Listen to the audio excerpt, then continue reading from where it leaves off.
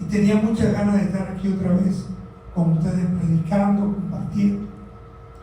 Quiero que, si trajo Biblia, busque Lucas capítulo 15,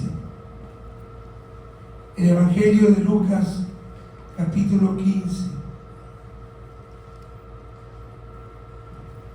versos 17 al 20. Lucas 15, versos del 17 al 20. Si no les importa, pongámonos de pie un momentito para leer estos cortos versículos del Evangelio de Lucas. Lucas capítulo 15. Leemos los versos del 17 hasta el 20. Es una fracción de una historia que muchos conocemos, del hijo pródigo. Y volviendo en sí, dijo: ¿cuántos jornaleros en casa de mi padre tienen abundancia de pan y yo aquí perezco de hambre? Me levantaré e iré a mi padre y le diré: Padre, he pecado contra el cielo y contra ti. Ya no soy digno de ser llamado tu hijo. Hazme como a uno de tus jornaleros. Y levantándose, vino a su padre. Y cuando aún estaba lejos, lo vio su padre, y fue movido a misericordia, y corrió, y se echó sobre su cuello, y le besó. Señor, bendecimos tu palabra. Te agradecemos esta oportunidad de estar en tu casa. Gracias por los que están conectados a YouTube y aún aquellos que verán el servicio en diferido. Que tu gracia y tu amor sean sobre nosotros. En el nombre de Jesús. Amén. Todo eso asiento, por favor.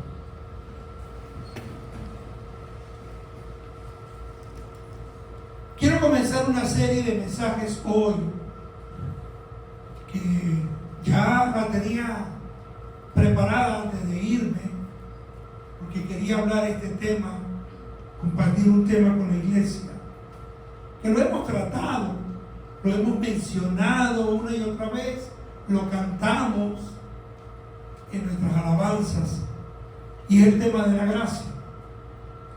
Y le he puesto como título a esta serie, recuerden que la serie son varios mensajes, como título le he puesto Viviendo bajo la gracia.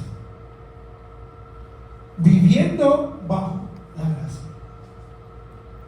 Y muchos conocemos esta historia y vamos a estar tocando en varios mensajes algunas historias que tienen que ver con la gracia. Pero, ¿qué entendemos nosotros por gracia? ¿Qué entiende usted? ¿Qué concepto tiene usted de gracia? Pues, gracia es un favor inmerecido. Y si hablamos de la gracia de Dios, es el amor y las bendiciones que Dios otorga libremente a la humanidad y que se manifiesta a través de la vida, muerte y resurrección de su Hijo Jesucristo. La gracia se recibe a través de la fe y el arrepentimiento y proporciona el poder habilitador y la sanidad espiritual necesaria para vivir conforme a la voluntad de Dios y superar nuestras debilidades. Gracia no es cualquier regalo, no es cualquier favor, es un favor inmerecido. Y durante esta serie quiero que tengamos 4 fundamentos, 4 columnas, como usted la quiera llamar, de la gracia. Yo las voy a mencionar porque es importante que entendamos estos 4 fundamentos de la gracia. Y los tenemos allí proyectados. El primer fundamento que debemos tener de la gracia es que es un favor que inmerecido. inmerecido. Significa que no lo merecemos. La gracia se describe como un regalo o favor que no se puede ganar ni merecer por obras. Debemos tener eso claro. No se puede ganar, no se puede merecer. Es un favor inmerecido. Es lo primer fundamento que debemos tener presente.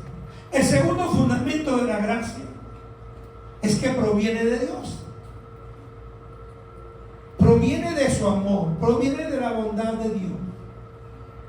Ángela, se me olvidó decirte, hay un canto que quiero que prepares, que es ese, de la bondad de Dios. ¿Okay? Es un acto de la bondad y generosidad de Dios hacia los que no lo merecen. Otra vez, no lo merecen. Es un acto de la bondad y generosidad de Dios.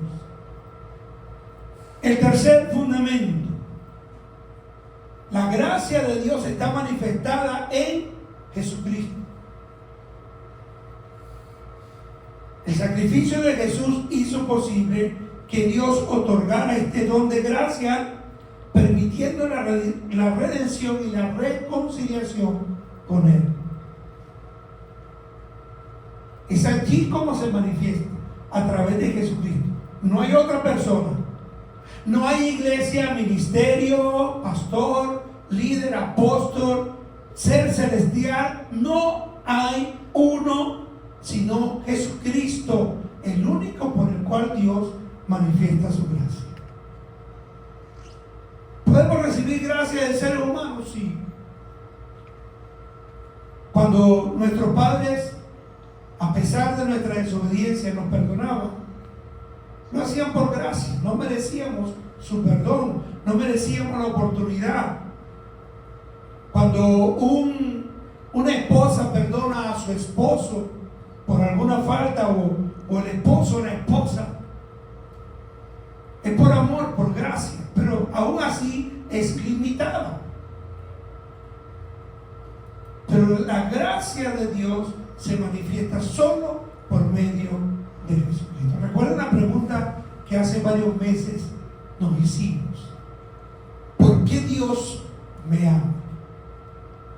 Y por lo general las respuestas son yoístas, egocentristas, porque soy su hijo, porque Él me creó, porque le acepté en mi corazón, todo tiene que ver conmigo. No, Dios no me ama por nada que yo haya hecho, me ama porque Él es amor, es la razón.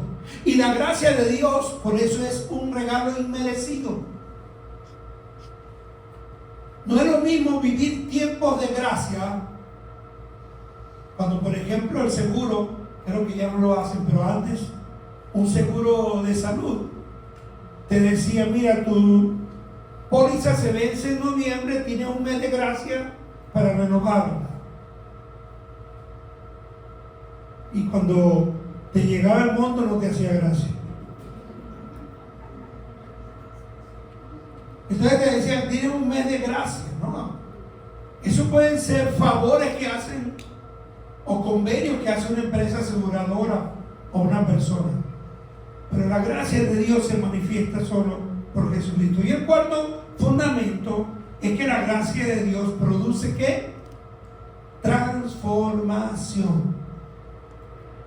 No podemos hablar de que he recibido la gracia de Dios si no hay transformación en mi vida.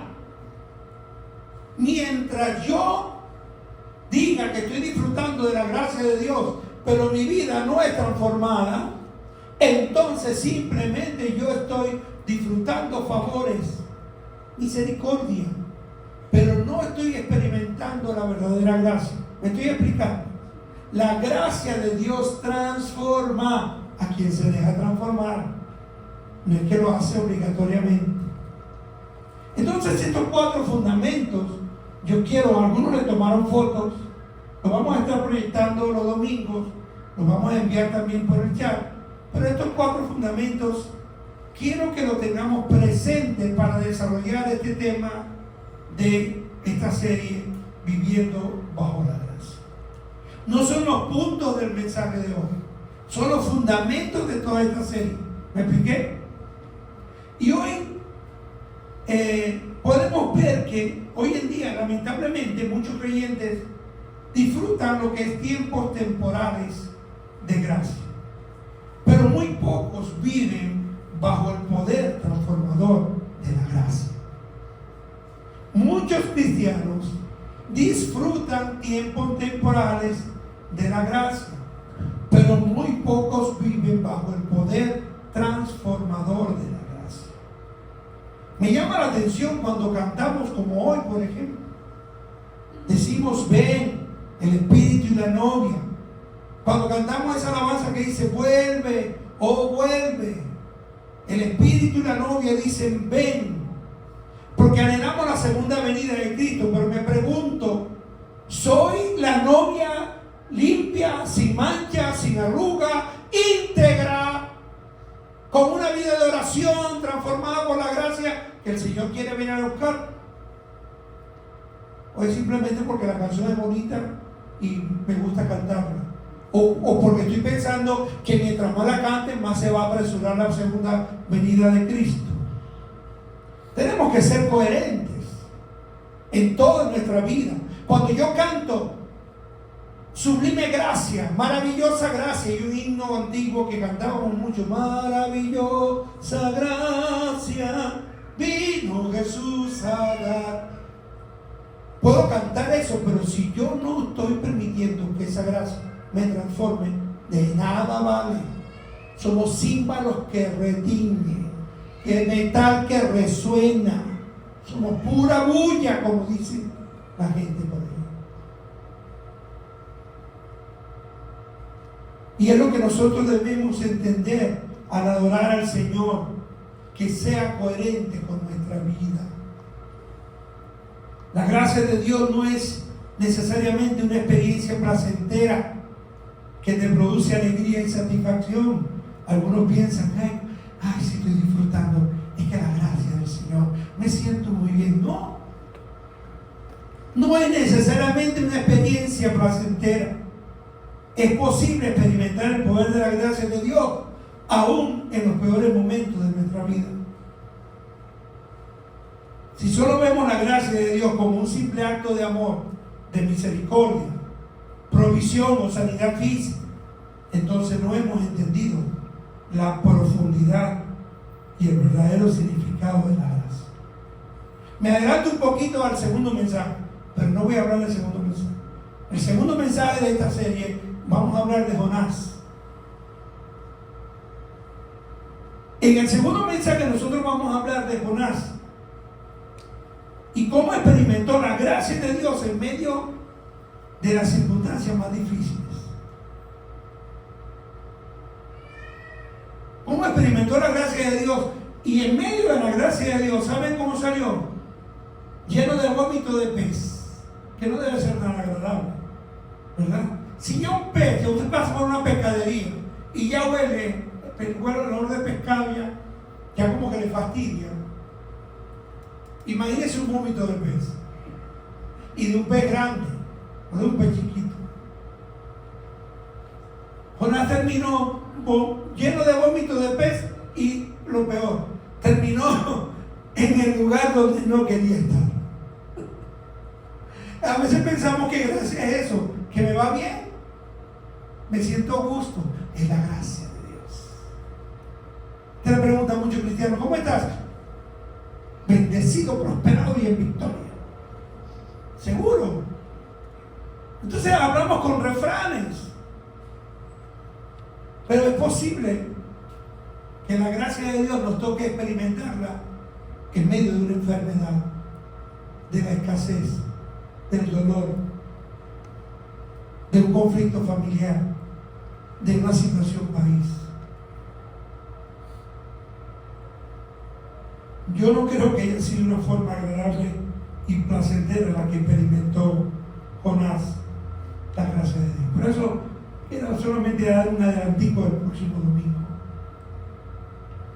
Y es que precisamente la gracia de Dios no tiene nada que ver con lo que hacemos, no tiene nada que ver con quiénes somos, ni cómo nos sentimos. La gracia de Dios tiene que ver con lo que Él es y lo que hace por nosotros, aun cuando no lo merecemos. Esa es la gracia de Dios. En esta parábola que acabamos de leer un fragmento del hijo pródigo, se le habla del hijo pródigo porque el pródigo es, incluso puede ser, puede llegar a ser un talento, un don, el don de prodigar. Pródigo viene del verbo prodigar, que es quien da abundante, suelta, deliberadamente. Hay personas que lo hacen para bien, que son empresarios, que son prósperos, que son bendecidos económicamente y no les gusta quedarse con nada de eso, sino darlo para la obra. Hoy, como último domingo de cada mes, levantamos la ofrenda misionera. Pero ¿saben cuál ha sido la clave de bendición, por ejemplo, de la iglesia Korean Grace en Los Ángeles, en Fullerton, California? Hace muchos años, su fundador, el pastor David King, decidió, porque ellos tenían, bueno, un 20%, un 15% para la misión. Y él dijo, no, vamos a dar el 80%. Primero empezó con el 50%.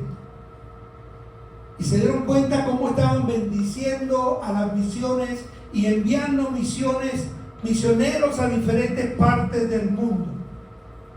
Actualmente dan el 80% de sus ingresos a las misiones. Es una iglesia que Dios ha bendecido. Eso es prodigar. Eso es dar de una manera deliberada. Una frase que he escuchado ahí de los jóvenes precursores es dar como extravagantemente. Dar ¿qué? Ajá, es eso. Eso es dar con liberalidad.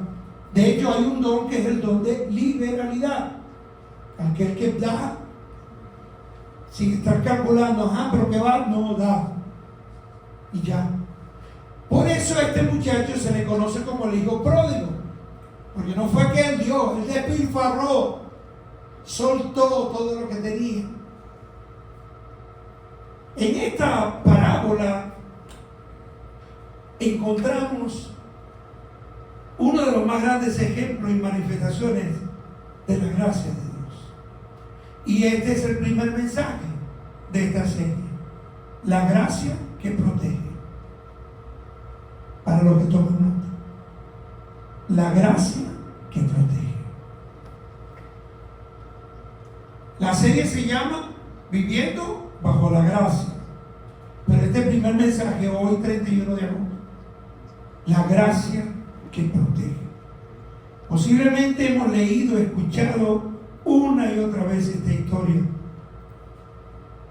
Recuerdo que cuando yo valoré esta historia, yo tendría como 8 o 9 años.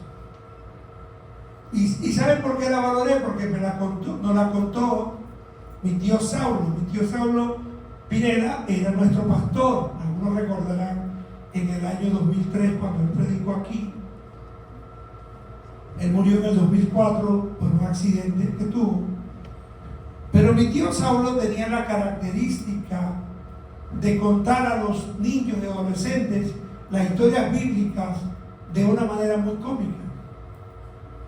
Y yo recuerdo que ese domingo, los servicios de la iglesia que estábamos comenzando en mi barrio eran en la tarde. En la mañana íbamos a la iglesia principal, la iglesia de Grano de Oro, y en la tarde ahí en Roleoli, donde nosotros nacimos y nos criamos, a las 4 era el culto allí. Ese día faltó la maestra que tenía que darnos la clase. Y mi tío Saulo nos dio la clase a los muchachos de entre 9 y 10 años que estaban. Y yo disfruté tanto porque él contó la historia del hijo pródigo de una manera tan cómica, tan divertida, que a mí se me quedó por siempre. Y él siempre también nos contaba varias historias de la Biblia, pero nosotros terminábamos riéndonos de la historia, pero era una manera, una estrategia que mi tío tenía para que la historia quedara en el corazón. Pero algunas veces nosotros hemos leído esto como un suceso que le ocurrió en una familia lejana hace muchos años, en el primer siglo, y que no es algo que tiene que ver con nuestra vida. No, en mi casa no pasa eso. Es más, no tengo ni herencia para darle a mis muchachos de Dios. Si no hay herencia, menos voy a tener hijos pródigos. Los historiadores bíblicos concuerdan que la época en la que se pudo haber dado este suceso que Jesús menciona fue a principios del siglo I después de Cristo. Recuerden que las parábolas no eran fábulas. Una cosa es una fábula que alguien inventó para hacer una aplicación, y una cosa era usar una historia, un suceso, como una parábola para hacer aplicación a la vida. También hay gente que de las fábulas hace una aplicación. Conocemos desde niño la fábula de la tortuga y la liebre, ¿recuerdan? Evidentemente es una fábula, pero siempre encontraban cómo hacernos una aplicación a nuestra vida. Gabriel García Márquez inventó en su creatividad a Macondo, al pueblo de Macondo, y escribió 100 años de soledad, y coloca aquí unos hechos que no ocurrieron. Algunos sí tenían que ver con el tiempo de la guerra en Colombia y en América, pero muchos de lo que usted lee allí en 100 años de soledad tenían que ver simplemente con fábulas que él inventaba. La parábola no era una fábula. Jesús no andaba con fábula, Jesús andaba con verdad. Entonces, los historiadores creen que, y yo concuerdo con ellos, historiadores bíblicos, que este es un hecho que pudo haber ocurrido a principios del siglo I, cuando Jesús todavía era un joven, y supieron de este caso. Recuerden que él andaba también con pescadores, y entre los pescadores, entre los mercaderes, se compartían muchas historias y se hablaba de este caso. El Imperio Romano, evidentemente en el siglo I después de Cristo, ejercía su poder, su dominio sobre casi toda la tierra, y en especial sobre el pueblo judío, sobre la nación de Israel.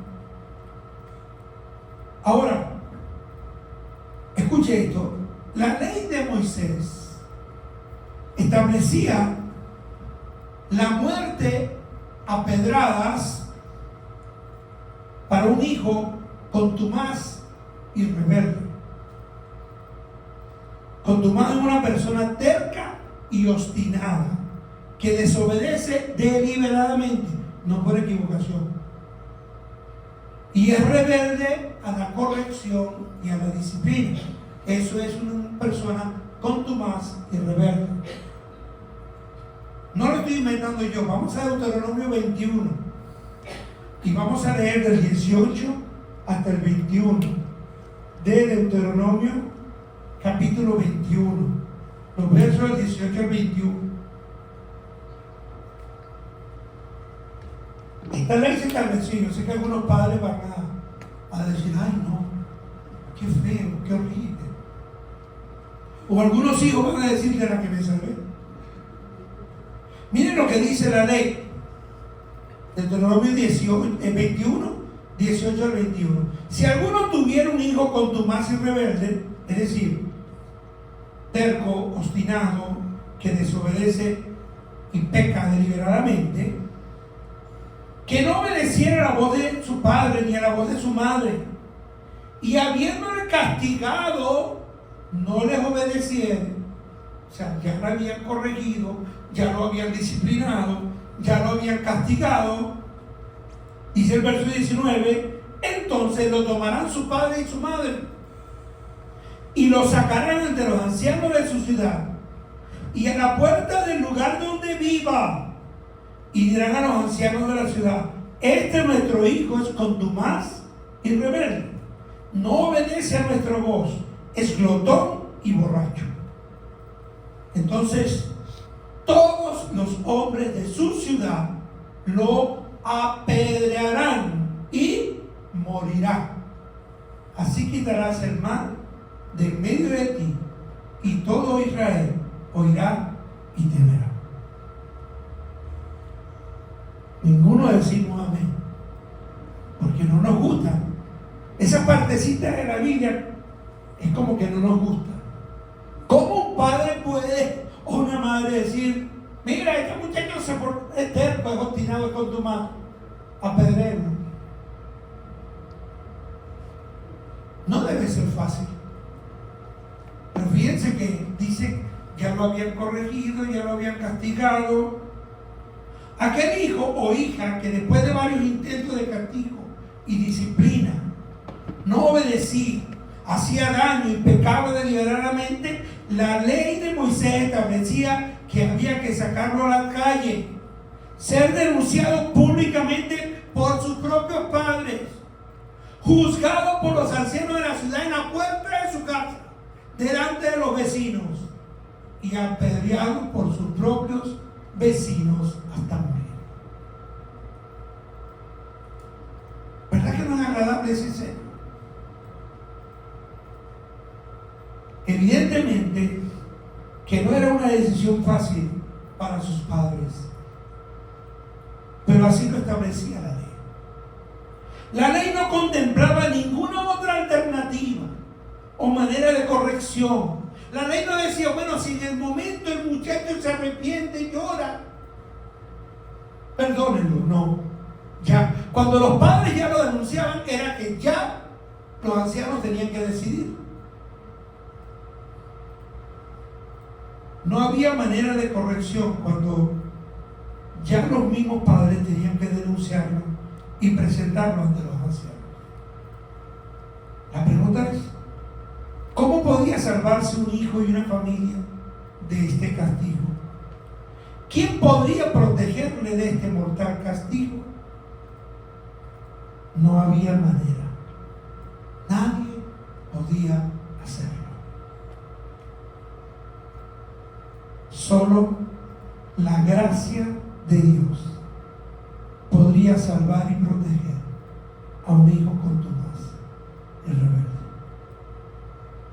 Veamos entonces cómo se manifiesta la gracia de Dios ahora en la vida de este joven, del hijo pródigo.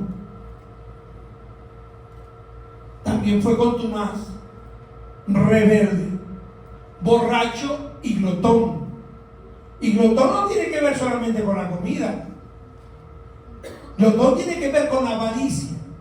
La glotonería en esa época tenía que ver con esa persona que quiere tener todo, que quiere acaparar todo, que es egoísta, que todo es para él, que es avaro. Este joven que despilfarró su herencia, la herencia de su familia, lejos de su casa. Este hijo que legalmente, como lo hemos dicho ya, legalmente mató a su propio padre al pedirle la herencia que le correspondía cuando el padre aún estaba vivo. La herencia se entregaba solo cuando el padre moría. Cuando el hijo le pide la herencia, estando él vivo, lo está matando, diciendo, ya, yo quiero lo que me ibas a dar a mí, y ya no soy tu hijo, y me voy.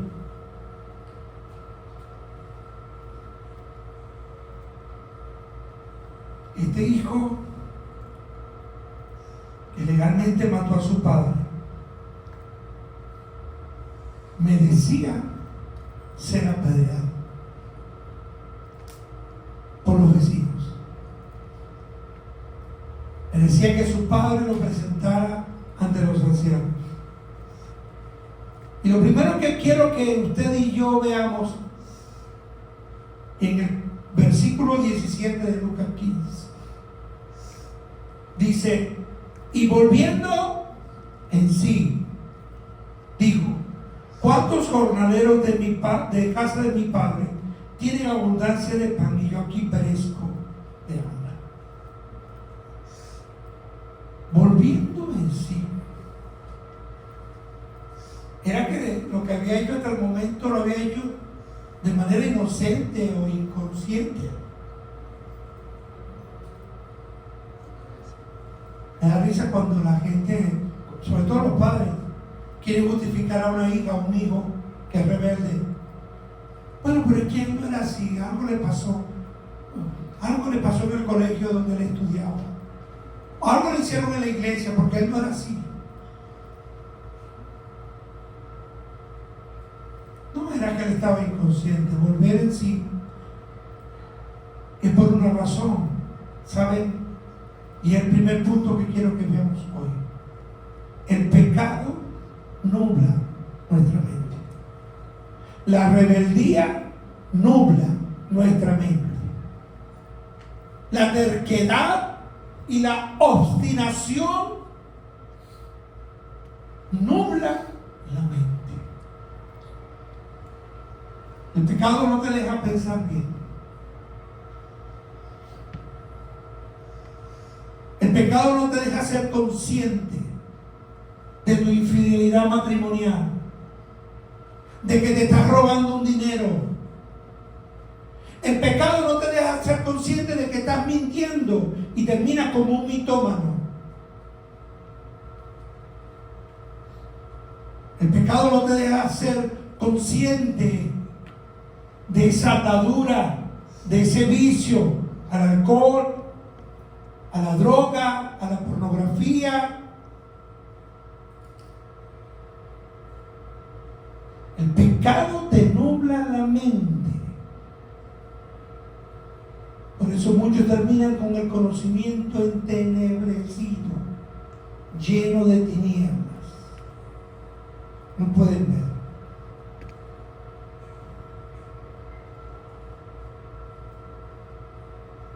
Hay una cosa que ocurre cuando usted duerme. Ahorita nos ocurría que en la habitación donde estábamos, al apagar las luces y cerrar la puerta, quedábamos totalmente oscuros. Es las habitaciones adecuadas cuando uno quiere dormir hasta tarde, hasta las 7, 8 de la mañana. Bueno, para mí eso es tarde. Hay unos que se molestan porque lo despiertan a las 10 de la madrugada.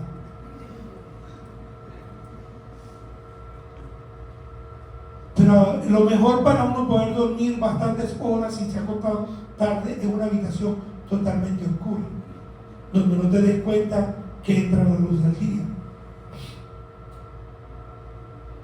Yo recuerdo que una vez cuando murió mi mamá, nos quedamos en un hotel la última noche. Teníamos el vuelo en la mañana, mi hija Andrea y mi hermano mayor. Nos quedamos allí los tres, eso fue en el año 2001. Y esa habitación, a lo que cerraba las cortinas, quedaba totalmente oscura. Y nuestro vuelo era como a las 10 de la mañana de regreso. Y yo seguía durmiendo. Yo veía todo oscuro y yo seguía durmiendo. Y de repente mi hija Andrea me dice: papi, vamos a desayunar de ir al aeropuerto. Para mí eran las 5 de la mañana y cuando vi eran las 7:40. A lo que abrimos la cortina, ¿qué pasó? La luz te encandiló, porque con la luz oscura tus pupilas están dilatadas completamente. Cuando abres y entra esa luz, no puedes ver bien. Así ocurre con el pecado. Estamos en la oscuridad y no nos permite ver y entender el camino de luz. Este joven, el pecado había nublado su mente.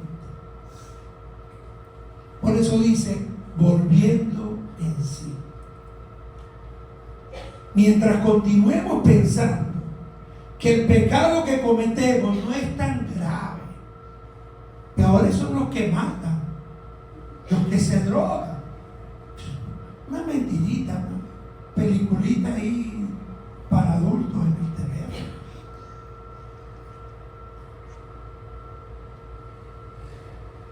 Un coqueteo. Yo lo que hice no fue infiel, lo que hice fue coquetear con quien no debía.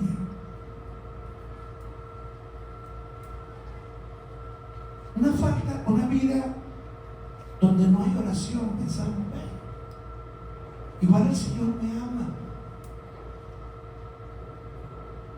Pensamos que la gracia de Dios es más grande que nuestra falta. He escuchado esa frase. El amor de Dios es más grande que mi pecado. ¿Y alguien alguna vez le ha dicho a usted que el amor de Dios es para compararlo con el grado del pecado? Pecado es pecado.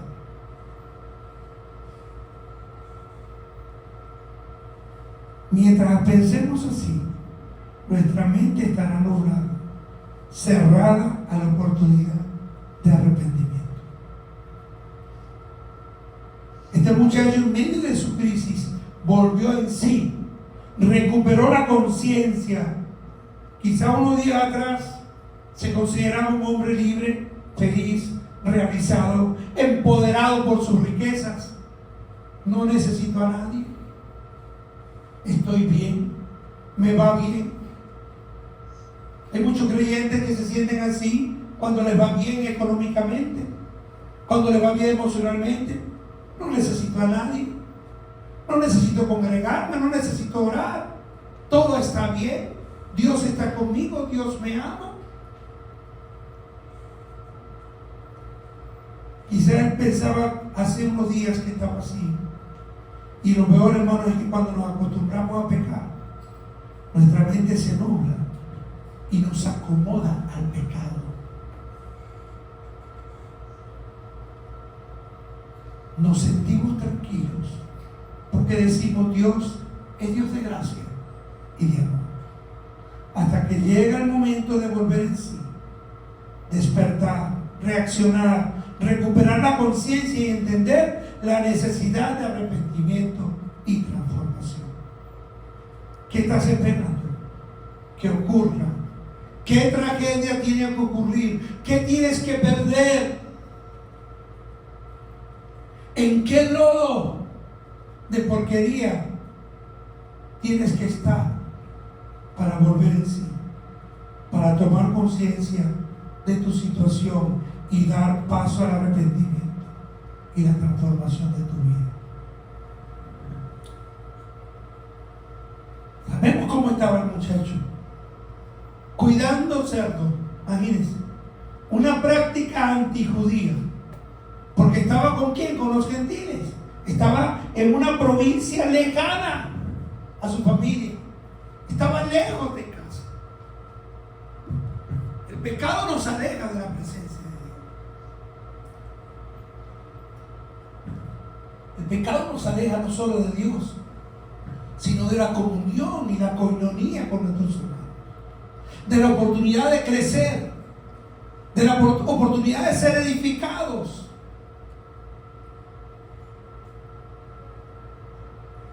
Y él estaba con los gentiles. Para los gentiles, criar, cuidar y comer cerdos era normal. Y cuando tú vives como vive el mundo, llegas a pensar que hacer las cosas que hace el mundo es normal. Hablar como hablan tus amigas es normal. Contar los cuentos y los chistes de tus amigos es normal. Chismear con tus amigos, con tus amigas es normal.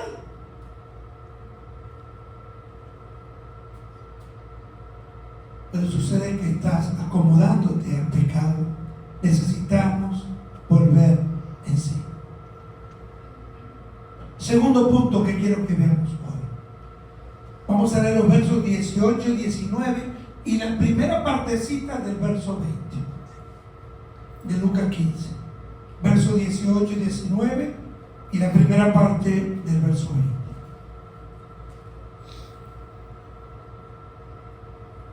Dice así: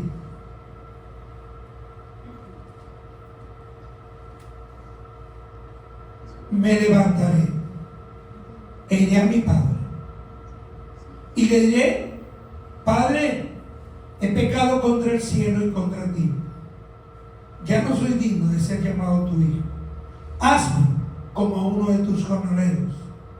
La primera parte del versículo 20 dice: y levantándose vino a su padre.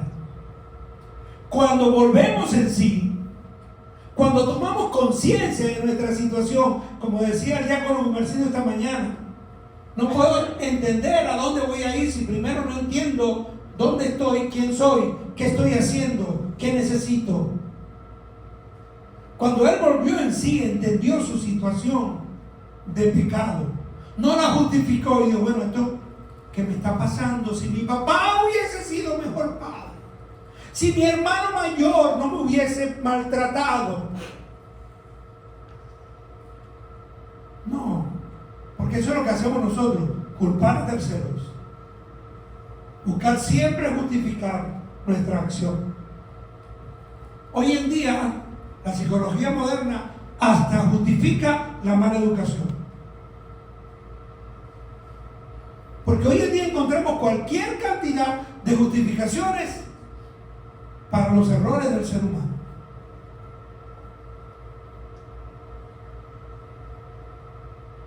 Él no buscó una justificación. Y cuando él tomó conciencia, ¿sabe qué pasó? La gracia de Dios comenzó a mostrarle la dirección. ¿Qué hacer? Y este es el segundo punto. La gracia de Dios nos muestra a dónde debemos ir. No es la psicología moderna, no es la cienciología, no es lo que dice fulano de tal, los motivadores. Hoy encontramos más motivadores que predicadores, que profetas, encontramos más palabra motivacional, positivismo que profecía. Y la iglesia se está acomodando a eso.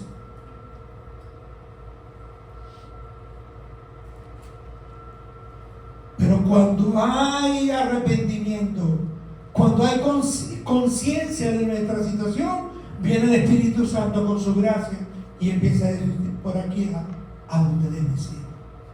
Y por eso fue que el muchacho, ese plan no estaba en su vida. Ese plan no estaba en él. Dijo: me levantaré. Porque entonces cuando hay conciencia de pecado, cuando volvemos en sí, el Espíritu Santo dice: bueno, ahora entonces yo te voy a guiar. Pero mientras tú estás acomodado del pecado, ni que toda la iglesia esté orando por ti. A veces oramos: Señor, levántale, que está ahí en el pecado, levántale. Está bien, lo estamos haciendo con buena intención, pero si la persona no toma la decisión, ¿cómo Dios le puede levantar? Y no puede esa frase tan rayada que tenemos, que no lo dice la misma, que el Espíritu Santo es un caballero. El Espíritu Santo no es ningún caballero. Eso es humanizar al Espíritu Santo. Él es Dios. Debemos dejarnos de estar humanizando a la persona de Dios. Fuimos creados con libre albedrío, sí. Pero entendamos que a partir del momento que hay conciencia de pecado, comienza la gracia de Dios por medio del Espíritu Santo a decirnos a dónde ir. Por eso fue que aquel muchacho dijo: me levantaré e iré a mi padre y le diré: Padre, he pecado contra el cielo y contra ti, ya no soy digno de ser llamado tu hijo, hazme como a uno de tus jornaleros. Y no fue que lo pensó: yo debería hacer esto, ¿verdad? ¿Usted ha visto a la gente que piensa que por decir algo va a ocurrir? Debería hacer ejercicio, debería comenzar a caminar, debería comenzar a hacer dieta, y piensa que por decirlo eso ocurre. No, Dice el siguiente versículo 20, y levantándose, hay que tomar la decisión de hacerlo. Oye, ya deberíamos de dejar de pagar alquiler tan alto por este lugar, deberíamos tener un lugar propio, ¿verdad? Sí, pero ¿qué estás haciendo? ¿Cuál es tu aporte?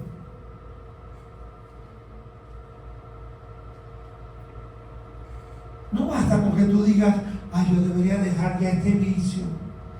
Ay, no, yo debería dejar este pecado. Esto no le agrada a Dios, esto no es bueno. Y sigue allí. Dice que entonces se levantó.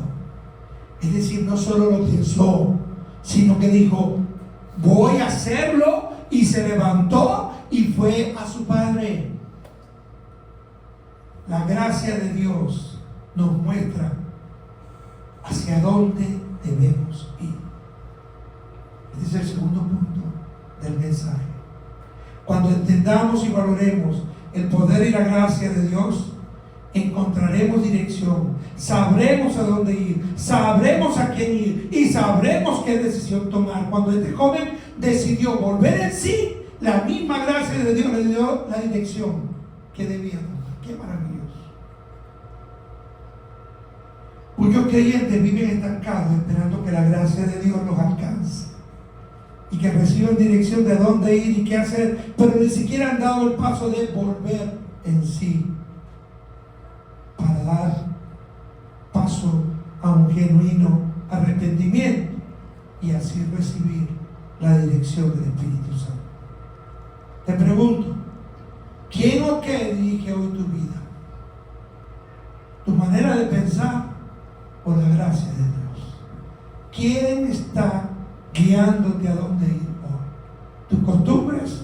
¿Tu denominación? ¿Tú así lo creo yo? ¿Así me lo enseñaron a mí? ¿Así pienso yo? ¿Así lo entiendo yo? ¿O es el Espíritu Santo? Y el tercer punto de hoy, la segunda parte del verso 20 y el verso 21 de Lucas, capítulo 15.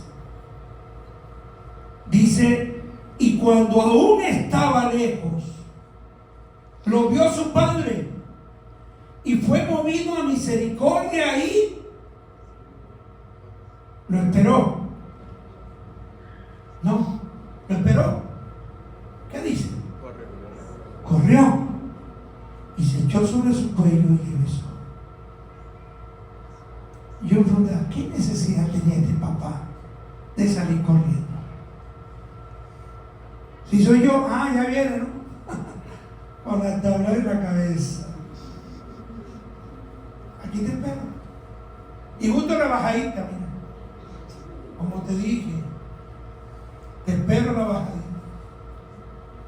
O déjame ver qué me va a decir. Había una postura de la mamá, yo no sé si todavía la mamá lo tiene hoy. Esa postura lo aterraba a uno. Esta, miren.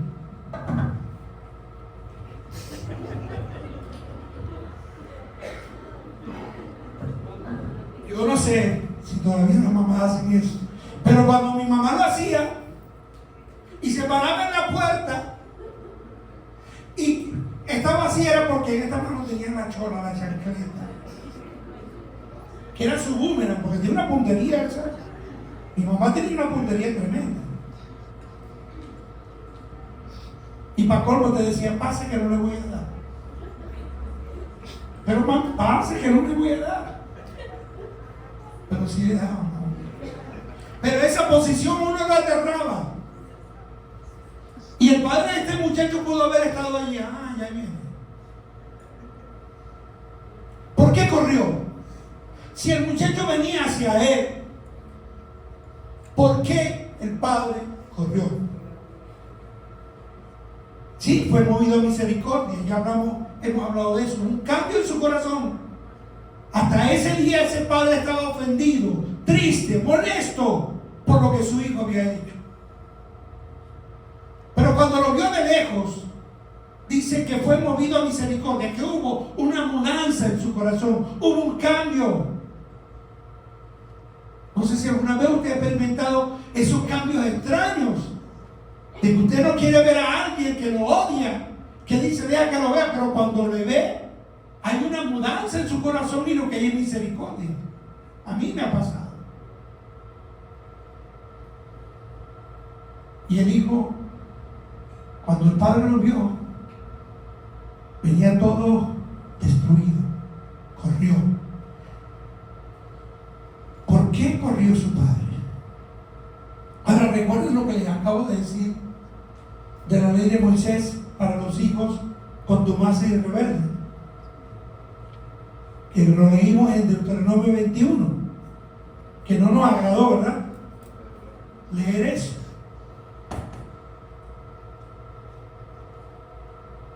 Ser denunciado, le tocaba a este hijo ser denunciado por sus padres, juzgado públicamente y apedreado hasta morir por sus propios vecinos. ¿Podría ocurrirle esto a este hijo? Pues según la ley de Moisés, sí. Pero según las leyes del Imperio Romano, no. Por la ley de Moisés le correspondía eso, pero por la ley del Imperio Romano, no. Y aquí quiero que entendamos lo que le mencioné al principio, que según los historiadores bíblicos, este suceso ocurrió a principios del primer siglo.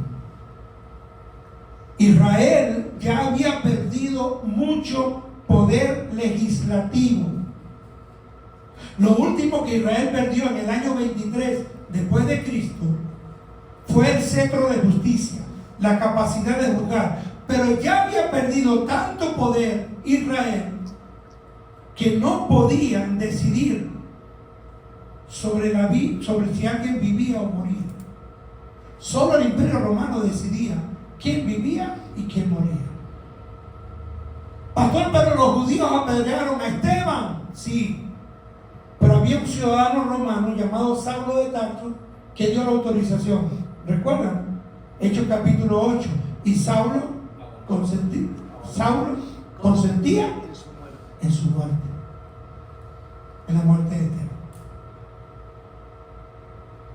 Como él era ciudadano romano, era judío, pero también ciudadano romano, él podía autorizar. Por eso pusieron los vestidos de Esteban a sus pies. Él tenía que dar cuenta a Roma de esa muerte. Pero ya los judíos no podían decidir si alguien vivía o moría. Pero crucificaron a Jesús con el permiso de ¿quién? De Pilato, el gobernador. No fue que ellos agarraron a Jesús y venga, no. Tenía que tener la autorización. Aunque Pilato dice que se lavó las manos, pero no el corazón. Entonces entendamos este contexto histórico. Según la ley de Moisés, este hijo merecía que el padre llamara a los ancianos allí en la puerta, delante de los vecinos, lo juzgaran. Este es un muchacho glotón, borracho, perdió el dinero de la familia. Y los ancianos decidieron si había que apedrearlo. Pero ahora, bajo el Imperio Romano, los judíos no podían hacer eso. Pero desde el año 539, que estoy por terminar, pero quiero tomemos estos elementos en cuenta. Desde el año 539 a.C., que comienza el Imperio Persa, el rey Ciro, en el 537, permite que toda la nación de Israel que estaba dispersa regrese a Jerusalén. Una de las características del imperio medo-persa, que fue un imperio que también sometió a la gente, fue tratar de llegar a lo que se llamaba la tolerancia.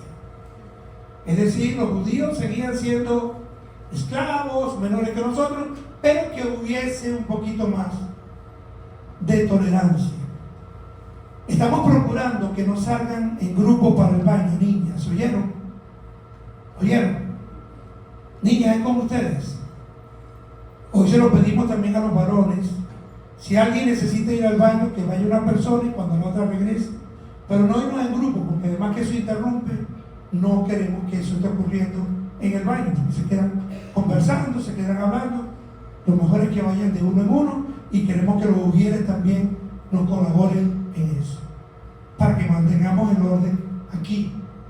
Ya estamos cerrando el mensaje y esto que vamos a decir es importante para todos. Comienza entonces a haber un poquito más de tolerancia. Y aquellas leyes judías, aquella ley mosaica para un hijo contumaz, entre otras, comienzan a ser derogadas. No lo van a hacer así. Ya en el imperio medo-persa comienzan a establecer que no iba a ser así. Después vino el imperio griego. Y finalmente en el año 27 a.C. llega el imperio romano. El imperio romano, que fue el más largo de todos los imperios, puso unas leyes de impuestos, de sociales más severas, y no le permitía a los judíos que decidieran sobre la vida y la muerte de una persona. Ante esos cambios, antes de que llegara el imperio romano, los judíos estaban buscando una manera de cómo por lo menos castigar, de cómo dar una amonestación a ese tipo de conductas contumaz y rebelde.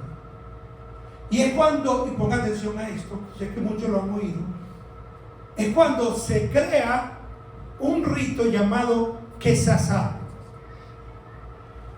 Las dos son con Z y terminan en H. Es con K, Quesasá. Esta ceremonia del Quesasá consistía en que cada familia tenía en su casa una vasija de barro. No era de lujo. Era una vasija cualquiera, de barro, fácil de quebrar. ¿Para qué la tenían en la casa? Para cuando algún miembro de la familia, no solamente el hijo, quizá el padre, la madre, algún miembro de la familia provocaba un daño moral a esa familia por ser contumaz y rebelde, por robarse la herencia, por hacer un daño. Cuando esa persona regresaba, los vecinos corrían a buscar sus vasijas. Me estoy moviendo mucho aquí, perdón. Los vecinos corrían a buscar sus vasijas. Cuando la persona llegaba, los vecinos lanzaban esa vasija contra el piso, la quebraban. Y junto con el rompimiento de la vasija venían maldiciones y expresiones para avergonzar a esa persona que había regresado. Ese era el Quesasá. Entonces venía el vecino, como sabía que ese hijo había deshonrado, o esa hija, o ese esposo, esa esposa había deshonrado a la familia, lanzaba la vasija, el Quesasá, contra el piso y le maldecía para toda su vida. No lo mataron, pero lanzaban maldiciones contra ese hijo para toda su vida. Lo avergonzaban. Tampoco es una escena bonita. No podían matarlo porque ya no tenían poder legislativo sobre la vida y la muerte. Por esto el padre corrió.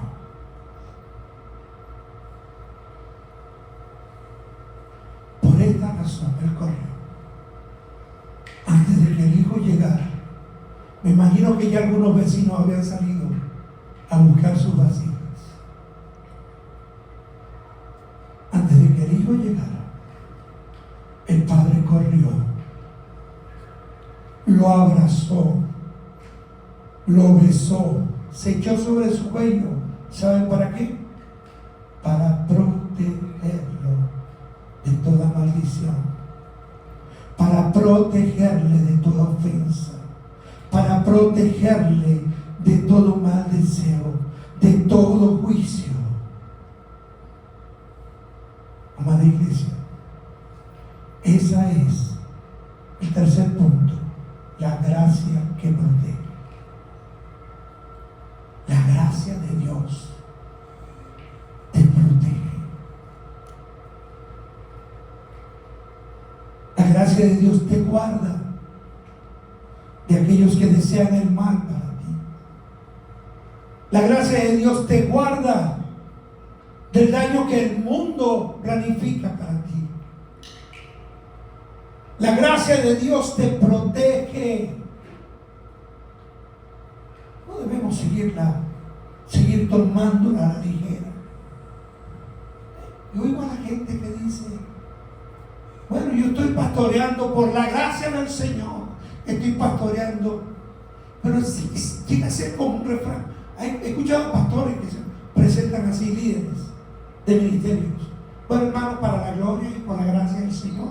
Soy la pastora, soy el pastor. Pero no vive bajo la gracia.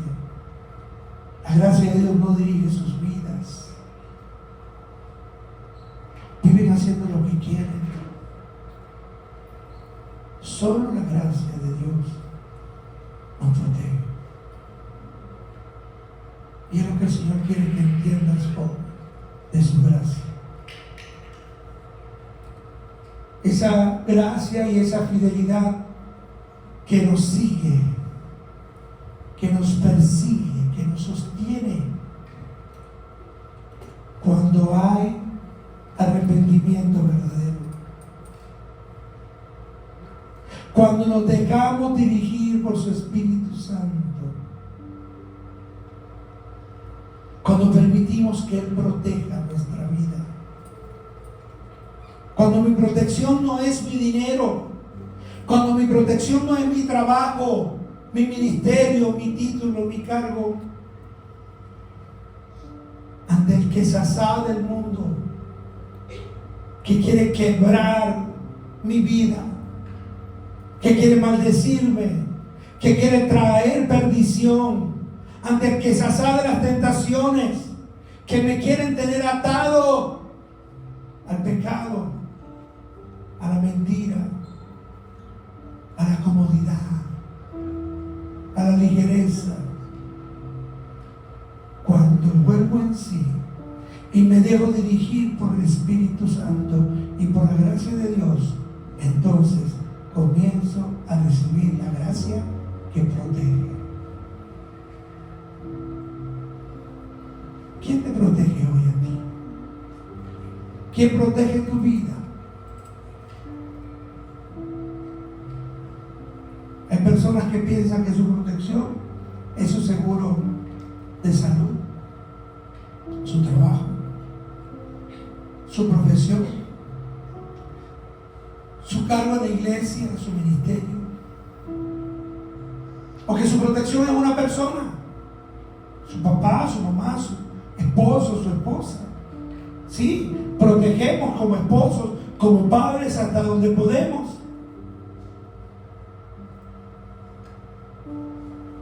Hay cosas que ahorita queríamos nosotros hacer por nuestros nietos, pero no podíamos pasar por encima de sus padres, ni podemos.